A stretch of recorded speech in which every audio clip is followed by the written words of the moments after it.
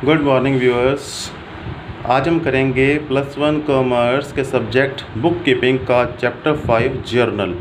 तो पहले इसके हम कंटेंट्स देख लेते हैं जो हमने करने हैं इसके। तो सबसे पहले हम देखेंगे कि जर्नल की डेफिनेशन क्या है, उसके फीचर्स एंड एडवांटेजेस क्या होती हैं, फिर जर्नल एंट्री होती क्या है और आगे उसकी 2 टाइप्स होती हैं, सिंपल टाइप की journal entry and compound journal entry. फिर हम देखेंगे कि rules of debit and credit क्या हैं, इसकी हम सिर्फ आज करेंगे मॉडर्न अप्रोच। उसके बाद आ जाएगा एक मैंने टीचिंग एड बनाई है जो आपके बुक का पार्ट नहीं है, just to simplify your work, एक ट्रिक का काम करेगी for passing the journal entries. और उसके बाद हम एक्चुअल में जर्नल एंट्रीज़ पास करके देखेंगे हर तरह की। तो उसको मैंने अलग अलग पेजेस उसके तैयार किए हैं। जैसे एक पहला पेज उसमें आएगा regarding the capital and drawings के, जिसमें सिर्फ जो ऑनर्स या प्रोपराइटर हैं सिर्फ उनके द्वारा पैसे जो इन्वेस्ट किए गए हैं या उन द्वारा उनकी जो ड्राइंग्स हुई हैं, उन्होंने पैसे जो निकाले हैं उससे रिलेटेड उसमें जर्नल एंट्रीज होएंगी। दूसरी आएगी जिसमें कैश एंड क्रेडिट टाइप की परचेजेस कैसे होनी है। फिर तीसरा हर तरह की रिसीट एंड पेमेंट्स, चाहे वो किसी पर्सन से ली है, चाहे वो कोई इनकम आई है, चाहे वो किसी तरह का कोई खर्च हुआ है। उसके बाद आ जाएगा हमारे पास regarding the cash and trade discounts, कि जब भी हम कोई चीज़ परचेज़ करते हैं तो उसके ऊपर हम देखते हैं कि हमें वो चीज़ कितनी सस्ती मिली है, इसके ऊपर कितना डिस्काउंट मिला है, उसकी हमने कैसे अकाउंटिंग करनी है। उसके बाद regarding the bad debts and recovery of bad debts, इनका हमने ट्रीटमेंट कैसे करना है कि मान लो जिनसे हमने कुछ पैसे लेने थे, अब हमें लगता है कि वो शायद पैसे वापस ना करें, तो उनको हम कहते हैं बैड डेब्ट्स, तो उनका ट्रीटमेंट कैसे करना है। और अगली शीट के अंदर देखेंगे कि sale and purchase of goods और sale and purchase of fixed assets, इन दोनों के बीच में डिफरेंशिएशन करती हुई एक शीट मैंने तैयार की है कि दोनों में डिफरेंस क्या है। जब हम एक ऐसी चीज़ें खरीदते हैं जो हमने फर्दर बिजनेस के अंदर बेचनी है तब उसका नाम होता है गुड्स, और कुछ चीज़ें ऐसी होती हैं जो हम फर्दर बेचने के लिए नहीं लेके आते, जस्ट अपने बिजनेस के अंदर हमारे खुद के यूज़ के लिए लेके आते हैं, जैसे कोई फर्नीचर हो गया या मशीनरी हो गई। उसके बाद लास्ट इसके अंदर हम करेंगे जी पार्ट के अंदर कि कोई भी तरह के जो एक्सपेंसेस होते हैं जब भी हम कोई गुड्स को परचेज़ करके लेके आते हैं, साथ में जैसे कोई किराया भाड़ा हो गया या कोई इंश्योरेंस हो गई या किसी तरह के और खर्चे जो साथ में एसोसिएटेड हैं परचेज़ के वक्त या सेल के वक्त। इसी तरह से जब हम परचेज़ करते हैं फ़िक्स्ड एसेट्स, उसके साथ में संबंधित जो कोई खर्चे हैं या कोई और एक्सपेंसेस हैं, तो इनकी अलग अलग शीट्स हम करेंगे। तो सबसे पहले हम देखते हैं कि जर्नल होता क्या है, उसकी डेफिनेशन, एडवांटेजेस वगैरह। तो फर्स्ट ऑफ ऑल जर्नल की हम देखेंगे। सबसे पहले इसके अंदर डेफिनेशन होती क्या है।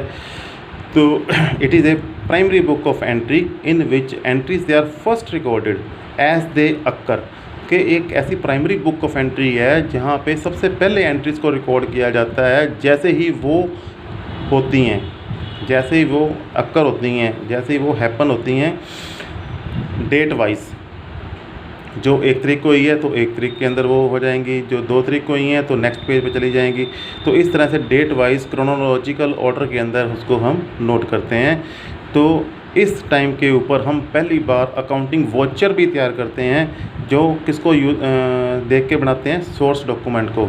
मान लो कि मैंने 500 रुपये की कोई चीज़ परचेज़ की है, तो उसका जो मेरे पास बिल होएगा तो वो बिल मेरे लिए काम करेगा सोर्स डॉक्यूमेंट का, और सोर्स डॉक्यूमेंट के साथ में मैं अपना एक अकाउंटिंग वॉचर अटैच करूँगा, उसके अंदर डिटेल भरूँगा कि हाँ मैंने वो कौन सी चीज़ खरीदी है, किसके लिए मैंने कितने पैसे खर्च किए हैं, उसके ऊपर मैं अपने मालिक के साइन करवाऊँगा और फिर उसकी एंट्री मैं जर्नल के अंदर करूँगा। तो एक मैंने इसके लिए बनाया भी है, आप देखो यहाँ पे, जैसे कि मान लो कि मैंने इंश्योरेंस करवाई है, तो ये मैंने इंश्योरेंस करवाई तो मेरा खर्च हुआ है 888 रुपीज़। इस इनवॉइस नंबर उसका ये वाला है। बजाज जनरल इंश्योरेंस से मैंने इंश्योरेंस करवाई अपने व्हीकल की जो फैक्ट्री के अंदर यूज़ होता है, ठीक है, इस डेट को करवाई है, ठीक है। तो ये मेरे लिए किसका काम करेगा, सोर्स डॉक्यूमेंट का, ये इनवॉइस। अब इस सोर्स डॉक्यूमेंट को के साथ में मैं क्या अटैच करूँगा, मेरी फर्म में जो पहले से ही प्री प्रिंटेड मेरे पास वॉचर्स हैं, तो क्योंकि ये खर्च है तो मैं डेबिट वॉचर लगाऊंगा इसके साथ में, लाइक दिस। तो ये एक डेबिट वॉचर मैंने साथ में लगा दिया, जिसके अंदर जो रिक्वायर्ड डिटेल मेरे को चाहिए मैंने लिख दी कि इतना मेरा खर्च हुआ है। तो ये इंश्योरेंस के कारण खर्च हुआ है, उसका इनवॉइस नंबर ये वाला है। यहाँ पे मैं साइन कर दूँगा तैयार करके और जाके आगे मालिक के साइन करवा लूँगा, जिससे ये ऑथेंटिकेट हो जाएगा कि हाँ अब ये ट्रांजैक्शन हम बुक के अंदर, ये जर्नल के अंदर लिख सकते हैं। ठीक है, तो सबसे पहले अकाउंटिंग वाउचर ये मेरा तैयार हुआ है जैसे ही मैंने ये वाला खर्च किया है। ठीक है, तो उसके बाद हमारे पास आ गया अब कि इस जर्नल को हमने पहले नाम दिया है प्राइमरी बुक ऑफ एंट्री। इसके कुछ नाम और भी हैं, इसको हम कह सकते हैं बुक ऑफ ओरिजिनल एंट्री या बेसिक बुक ऑफ अकाउंट्स या डे बुक। इसके फीचर्स क्या हैं कि इसको ट्रांजैक्शन के इसके अंदर रिकॉर्ड करते हैं डेट वाइज। दूसरा, हर एक ट्रांजैक्शन के 2 एस्पेक्ट्स लिखते हैं, एक डेबिट साइड का, एक क्रेडिट साइड का। तीसरा, इसके अंदर कंप्लीट डिटेल दी होती है साथ में कि हाँ ये खर्च कितने का, कब और क्यों किया गया है। उसके बाद आ गया रिटर्न बिफोर पोस्टिंग कि इसको लेजर में पोस्ट करने से पहले लिखा जाता है जर्नल के अंदर। फिर आ गया हमारे पास एडवांटेजेस ऑफ जर्नल। एडवांटेज वही आ जाएंगी कि इसमें डेट वाइज लिखा जाता है, क्रोनोलॉजिकली लिखा जाता है, कंप्लीट डिटेल होती है और पॉसिबिलिटी ऑफ एरर इसमें बिल्कुल नहीं होती, क्योंकि हम हर एक ट्रांजैक्शन के डेबिट एंड क्रेडिट 2 एस्पेक्ट्स लिखते हैं इक्वल अमाउंट के अंदर, तो दोनों मैच हो जाते हैं आपस में। देयर आफ्टर हम देखते हैं इसमें कि ईच पेज ऑफ जर्नल, जब एक पेज पूरा जर्नल का फिल हो जाएगा उसको हम टोटल करते हैं both debit and credit side के ऊपर और साथ में वर्ड लिखते हैं कैरिड फॉरवर्ड। ठीक है, जब हम नेक्स्ट पेज शुरू करेंगे तो ये वाला टोटल उसके ऊपर हम लिख देंगे ब्रॉड फॉरवर्ड करके। तो इसको मैं आपको दिखाता हूँ कि इसकी क्या स्ट्रक्चर होती है। हमारे जर्नल का जो हर एक पेज है वो इस टाइप का आएगा। Every page of our journal like this. मान लो ये इसका एक पेज है तो इसके अंदर इस तरह से पहला हेडिंग यहाँ पे लिखा आएगा डेट, कौन सी डेट को वही ट्रांजैक्शन, पर्टिकुलर्स यहाँ पे हम डेबिट एंड क्रेडिट लिख के उसकी जर्नल एंट्री पास करेंगे। यहाँ पे हम लिखेंगे उसका डेबिट का अमाउंट कितना है और उतना ही अमाउंट यहाँ पे लिखेंगे हम क्रेडिट का। तो 2 एस्पेक्ट्स यहाँ पे उसके पूरे हो जाएंगे। और जब ये इतनी सारी ट्रांजैक्शन इसके पेज के ऊपर पूरी हो जाएंगी तो उसका हम टोटल यहाँ पे लगा देंगे और साथ में लिख देंगे कैरिड फॉरवर्ड CF। और जब नेक्स्ट पेज में शुरू करूँगा तो उसके यहाँ पे ऊपर स्टार्टिंग में हम यहाँ पे लिख देंगे ब्रॉड फॉरवर्ड। ठीक है,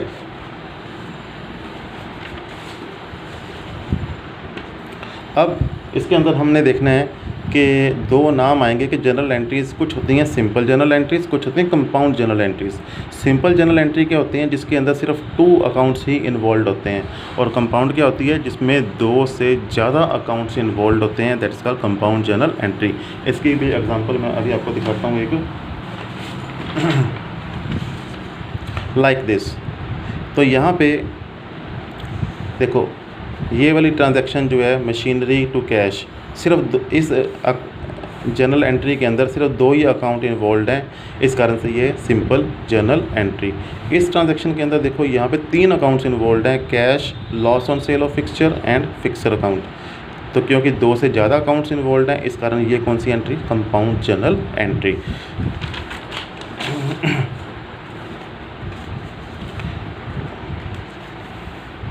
अब हम देखते हैं कि rules of debit and credit क्या होते हैं। तो हम ज़्यादा इसकी डिटेल करने के बजाय मैं आपको एक सिंपल ट्रिक मैं बता दूंगा कि इतनी सारी ये वाली आइटम जो मैंने लिखी हुई हैं, जब ये वाली इंक्रीज़ होएंगी तो उनको डेबिट करना है। ये वाली आइटम जो मैंने लिखी हुई हैं इतनी सारी, ये वाली जब इंक्रीज़ होएंगी तो उनको क्रेडिट करना है।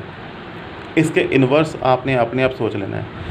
ठीक है, ये वाली को इंक्रीज़ होने पे डेबिट, ये वाली को इंक्रीज़ होने पे क्रेडिट। ठीक है, तो अब ये साइट्स कौन सी हैं, उनको डेबिट क्यों कर रहे हैं हम, तो इसके अंदर कौन कौन सी चीज़ें हैं। यहाँ तो हर तरह की एसेट्स हैं। एसेट्स का मतलब होता है संपत्तियाँ, जायदाद। ठीक है, चाहे वो बिल्डिंग है, प्लांट एंड मशीनरी है, फर्नीचर है, कोई व्हीकल्स हैं, कैश पड़ा है, स्टॉक पड़ा है, डेटर्स पड़े हैं। डेटर मतलब जिनसे हमने पैसे लेने हैं। इसके अलावा एक्सपेंसेस, हर तरह के जो हमने खर्चे किए हैं, चाहे हमने सैलरी दी है, रेंट, इलेक्ट्रिसिटी, पोस्टेज का, टेलीफोन का, स्टेशनरी का, बैड डेब्ट्स कोई हो गई हमारी, कोई हमने लोन के ऊपर ब्याज दिया है या हमें कोई लॉस हो गया, तो इस तरह की जो भी सारी ट्रांजैक्शंस आएंगी तो उन सभी को हमने डेबिट करना है जब भी उनके अंदर कोई इंक्रीज़ होती है। मान लो मैंने सैलरी दी 500 रुपये, इसका मतलब सैलरी बढ़ गई 500 रुपये और, तो इंक्रीज़ हो गई तो डेबिट करेंगे। बिल्डिंग मैंने परचेज़ की है, डेबिट करेंगे। इन सभी को जब भी हम परचेज़ करेंगे या हमारे पास कहीं से आते हैं तो डेबिट करना है। तो उल्टा यहाँ पे हमने देखना है कि जब भी कैपिटल के अंदर चेंज आती है, इंक्रीज़ होता है, या लाइबिलिटीज़ कोई हमारी इंक्रीज़ होती हैं, या कोई हमें किसी तरह का कोई प्रॉफिट होता है या इनकम होती है, तो उन सभी को हम क्या करेंगे, क्रेडिट, जब भी इनके अंदर इंक्रीज़ होती है। तो इस चीज़ को समझने के लिए मैंने इसकी एक टीचिंग एड तैयार की है आपके लिए, तो बहुत ध्यान से उसको हम 2 बार देखेंगे ताकि आपका काम थोड़ा सा इजी हो जाए। और एक हम जर्नल एंट्री का पूरा पेज भी उसके साथ में तैयार करेंगे। सोलो केयर, तो मैंने यहाँ पे एक बीम बैलेंस बनाया है, एक तराजू बनाया है जिसके 2 पलड़े हैं यहाँ पे। एक के अंदर मैंने सारी लाइबिलिटी साइड लिख दी जो कि क्रेडिट साइड है। जब भी इनके अंदर इंक्रीज़ होएगी तो इनको हमने क्रेडिट करना है। जब भी दूसरी साइड है हमारी एसेट साइड और एक्सपेंसिस साइड, इनके अंदर जब भी इंक्रीज़ होती है तब इनको हमने डेबिट करना है। क्योंकि जर्नल एंट्रीज करने के लिए हमने इसको बनाया तो इसका मैंने नाम भी क्या रख दिया, journal beam balance.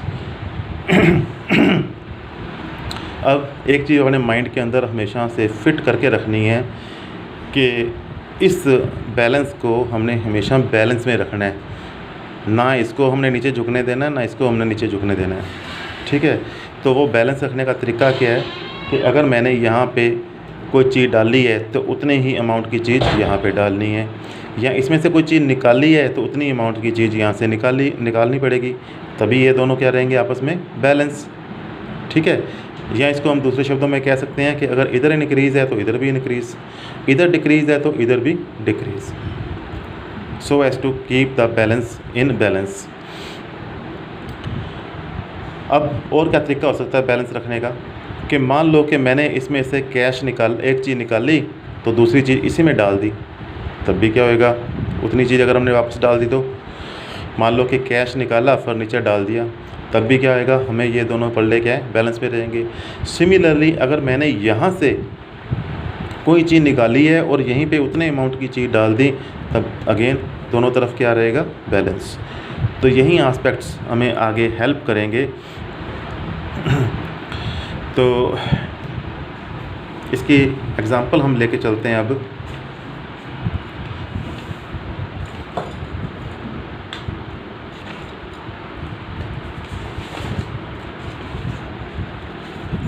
This one, मान लो कि मेरी फर्म की ये जर्नल है, उसके अंदर जर्नलाइज करनी है हमने the following transaction in the books of Vikas. Transaction दी हुई हैं नीचे।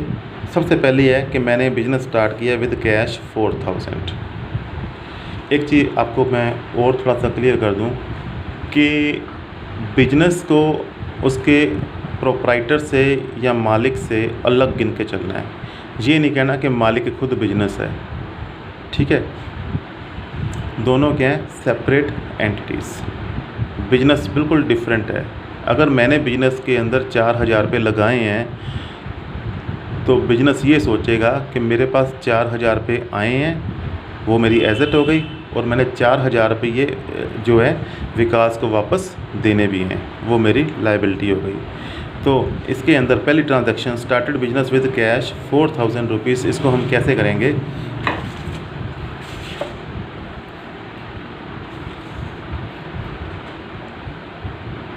तो यहाँ पे हम लिखेंगे कि कैपिटल इंक्रीज़ हो गया कितना, 4000 रुपीज़।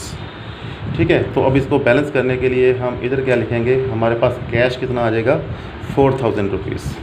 तो ये 4000 रुपीज़ के हम यहाँ पे क्या रख देते हैं, नोट। तो यहाँ पे क्या आ गया, 4000 रुपीज़ क्या कैश आ गया। ठीक है, अब इधर भी 4000 रुपये कैपिटल इंक्रीज़ हो गया, तो हम इस कैपिटल का क्या कर देंगे, क्रेडिट। इधर 4000 रुपये कैश आ गया, उसको हम क्या कर देंगे, डेबिट।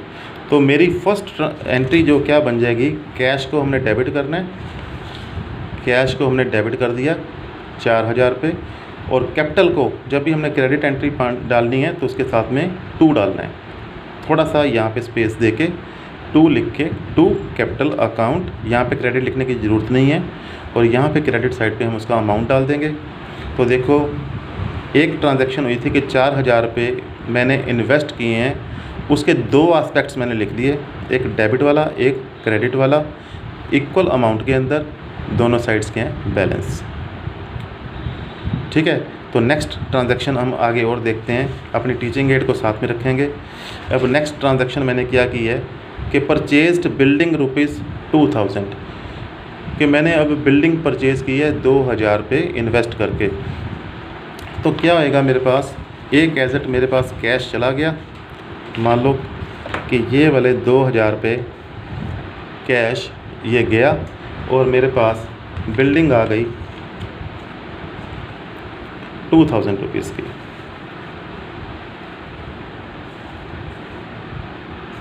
यहाँ पे क्या आ गई हमारे पास बिल्डिंग।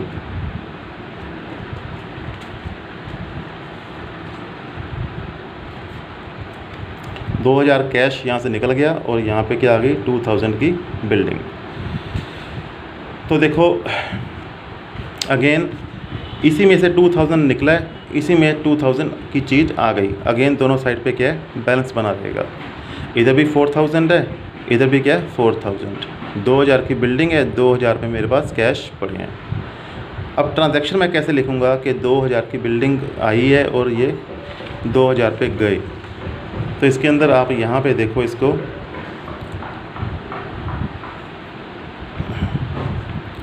हमारे पास डेबिट साइड पे क्या बढ़ा है, क्या चीज़ आई है बिल्डिंग, तो इसको मैंने डेबिट कर दिया। ठीक है, और कैश अब आया नहीं, ये गया है, तो इसको हम क्या कर देंगे क्रेडिट। अगर आता तो हमने क्या किया था, पहले आया था बिजनेस के पास तो मैंने किया था डेबिट, अब बिजनेस से चला गया है तो 2,000 पे मैं क्या कर दूंगा यहाँ पे क्रेडिट। तो अगेन दोनों साइड्स के एक ट्रांजैक्शन के दो इम्पैक्ट्स आ गए इक्वल अमाउंट के अंदर। अगेन ट्रांजैक्शन हमारी पास बैलेंस्ड है। नेक्स्ट हम फिर करते हैं अगली ट्रांजैक्शन, इसके अंदर देखते हैं परचेज्ड मशीनरी रुपीज़ 500। अब मैंने 500 रुपये की मशीनरी खरीदी है, तो मेरे पास मशीनरी 500 की आ जाएगी और कैश 500 रुपये चले जाएंगे। तो हम इसमें क्या लिखेंगे अब यहाँ पे कि 500 रुपये की मशीनरी, तो यहाँ पे हमारे पास मशीनरी आ गई 500 की और यहाँ से ही 500 रुपये आउट हो गए। तो आप क्या देखोगे, अगेन दोनों साइड्स बैलेंस है, इसी में से 500 रुपये निकल गए, इसी में 500 रुपये आ गए। इस साइड कोई चेंज नहीं है पर बैलेंस दोनों साइड पे बराबर है, इधर भी 4,000 है, इधर भी 4,000 है। ठीक है, तो एंट्री क्या होएगी, यहाँ पे आया क्या है, यहाँ पे आया क्या है मशीनरी 500 की, तो उसको हम क्या करेंगे डेबिट। और अगर यहाँ से कोई लेस हो गई चीज़ कैश गया है तो उसको क्या कर देंगे क्रेडिट। तो एंट्री हमारे पास क्या हो जाएगी, पहली एंट्री की तरह ही डेबिट हो गया मशीनरी जो आई थी, क्रेडिट हो गया कैश, कितने अमाउंट से 500 इधर 500 इस साइड पे। ठीक है, तो अब नेक्स्ट हमारे पास ट्रांजैक्शन इसमें आ गई। अब गुड्स परचेज़ की हैं उसने 1,000 रुपीज़ की गुड्स, तो अगेन यहाँ पे गुड्स आ जाएंगी 1,000 की और 1,000 रुपये कैश आउट हो जाएगा। हम यहाँ पे फिर करते हैं, तो मेरे पास यहाँ पे गुड्स आ गई हैं 1,000 रुपीज़ की,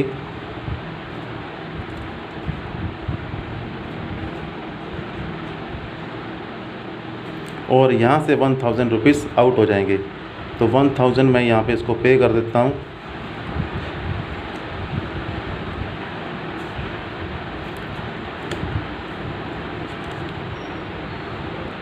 लो जी, तो ये 1,000 रुपीज़ उसके पास चले गए।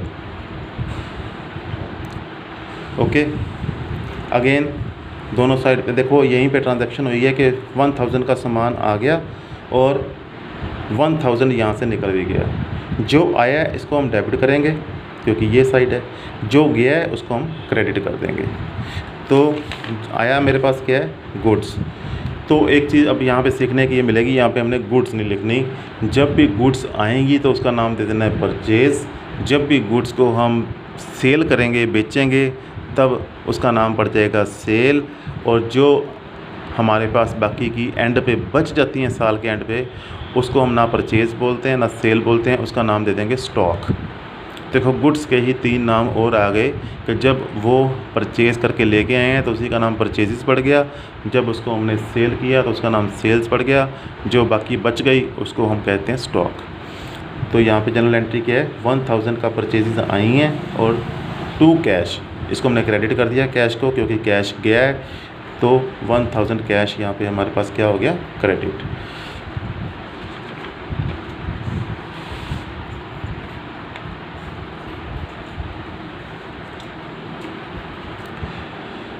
नेक्स्ट ट्रांजैक्शन फिर इसी में देखते हैं हम।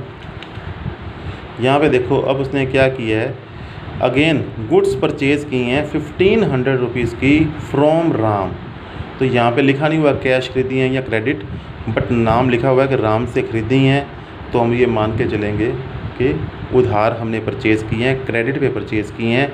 कितनी गुड्स, 1500 की। तो इसका मतलब ये हो गया कि इतने की गुड्स आ गई और इतने पैसे राम को देने हैं, हमारी लाइबिलिटी साथ में क्रिएट हो गई। तो इसको हम कैसे करेंगे,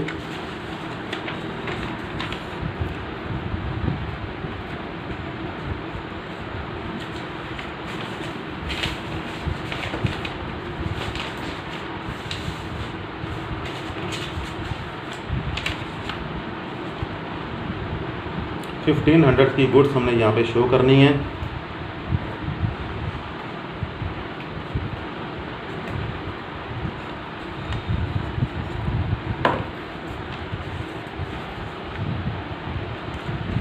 तो ये मेरे पास आ गई 1500 की गुड्स और आ गई।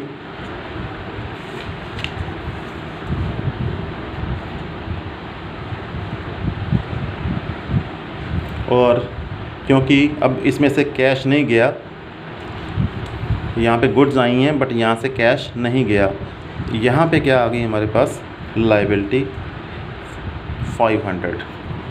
तो यहाँ पे 500 राम को मैंने देने हैं, तो एक लाइबिलिटी यहाँ पे क्रिएट हो गई। तो अगेन देखो यहाँ पे गुड्स इंक्रीज़ हो गई 1500 की, यहाँ पे लाइबिलिटी इंक्रीज़ हो गई 1500 की। यहाँ पे मैं परचेजेस को डेबिट कर दूँगा क्योंकि डेबिट साइड है, यहाँ पे मैं राम को क्रेडिट कर दूँगा क्योंकि क्रेडिट साइड है। अब इसी कारण से राम का नाम भी बढ़ जाएगा क्रेडिटर, राम का नाम पड़ जाएगा क्रेडिटर। तो डेफ इसकी जर्नल एंट्री क्या तैयार हो जाएगी हमारे पास,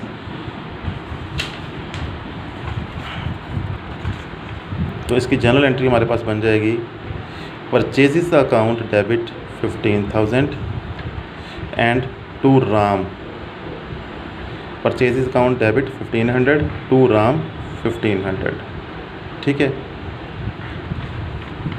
अब नेक्स्ट जर्नल एंट्री इसकी ओर देखो, draw ₹200 for the personal use के ओनर, मैंने क्या किया है, वहाँ से 200 रुपये निकाले हैं मेरे खुद के यूज़ के लिए।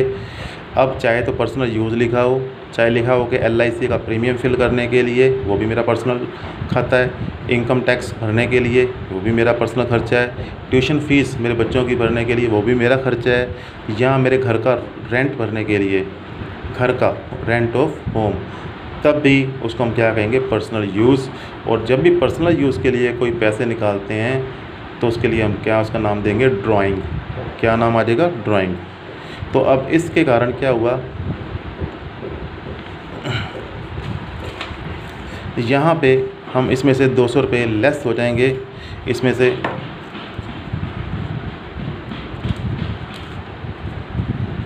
तो यहाँ पे ये 200 रुपीज़ यहाँ से लेस हो गए, और इधर से हम यहाँ पे लिख देंगे ड्राइंग। क्या लिखेंगे, ड्राइंग। इसको हम नोट कर देते हैं। एक्चुअल में जो ड्राइंग है, यहाँ पे डेबिट का एक अकाउंट है ड्राइंग। ड्राइंग कितनी की हुई है, 200 रुपीज़ की।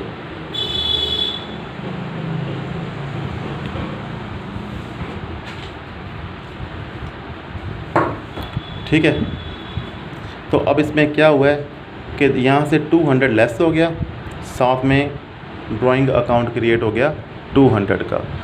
मैंने एक तरह से मालिक का जो अकाउंट था वो डेबिट कर दिया 200 से। ठीक है, तो इसमें ये 200 रुपये ड्राइंग्स बढ़ गई, ये 200 रुपये कैश लेस हुआ है। क्योंकि ड्राइंग्स बढ़ी हैं तो इसको हम ड्राइंग को डेबिट करेंगे, और इसको कैश लेस हुआ है तो इसको हम क्रेडिट करेंगे। तो एंट्री जनरल क्या बन जाएगी इसकी, ड्राइंग को हम डेबिट करेंगे और कैश को क्रेडिट करेंगे विद 200 ईच। नेक्स्ट अब हम करते हैं इसके अंदर अगली एंट्री, बहुत ही ज़्यादा जो इम्पोर्टेंट एंट्री है हमें ध्यान से देखनी है। तो वो है हमारे पास कि अब हमने सेल करनी शुरू कर दी कि जो मैंने मशीनरी थी मेरे पास वो पुरानी ऑब्सोलीट हो गई थी, ख़राब हो रही थी। वो मेरे पास कॉस्टिंग थी इसकी 500 रुपये की, पर मेरे को बाज़ार में इसका रेट मिल रहा है 600, मैंने 600 रुपये में बेच दी।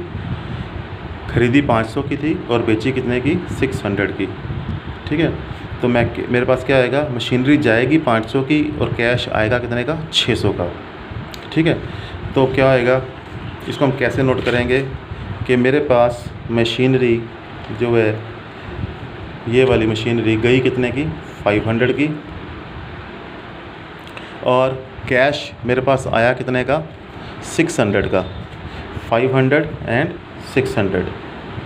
अब यहाँ से निकले 500 हैं और यहाँ पे आ कितने गए, 600। इसका मतलब यहाँ पे 100 रुपीज़ से ज़्यादा इंक्रीज़ हो गई इस पलड़े के अंदर। ठीक है, तो अब ये बैलेंस में नहीं है दोनों, तो अब हम क्या करेंगे, ये जो 100 रुपीज़ है ये एक तरह से हमारी क्या है, इनकम है, गेन है। ठीक है, तो इसको हम क्या करेंगे, हर तरह के गेन को, रेवेन्यू को हमने किधर लिखना होता है, इधर। तो हम 100 रुपये का रेवेन्यू इधर लिख देंगे, तो मैं देख के पता लग जाएगा कहीं ना कहीं हमने जो चीज़ बेची थी उसके ऊपर 100 रुपीज़ का प्रॉफिट हुआ है। ओके, तो ये हो गया। अगेन हमारे पास दोनों जो पलड़े हैं इसके बैलेंस में आ गए। अब हमने क्या करना है, नेक्स्ट ट्रांजैक्शन हम देखते हैं।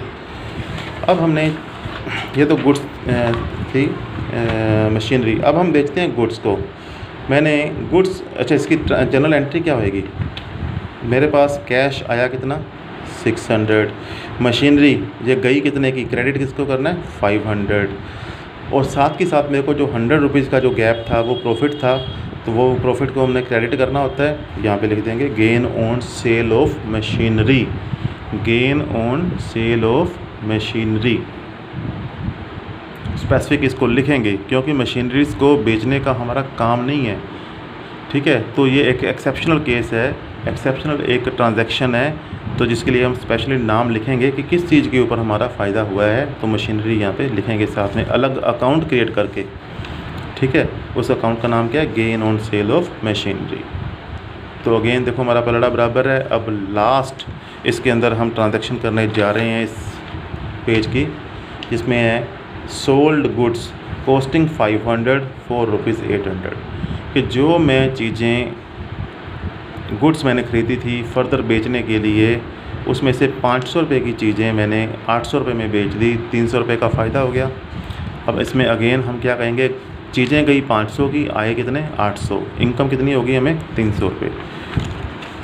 तो इसको कैसे करना है, तो यहाँ पे हम देखेंगे हमारे पास जो गुड्स हैं, ये गुड्स गई कितने की, 500 रुपीज़ की, ये गुड्स आउट हो गई।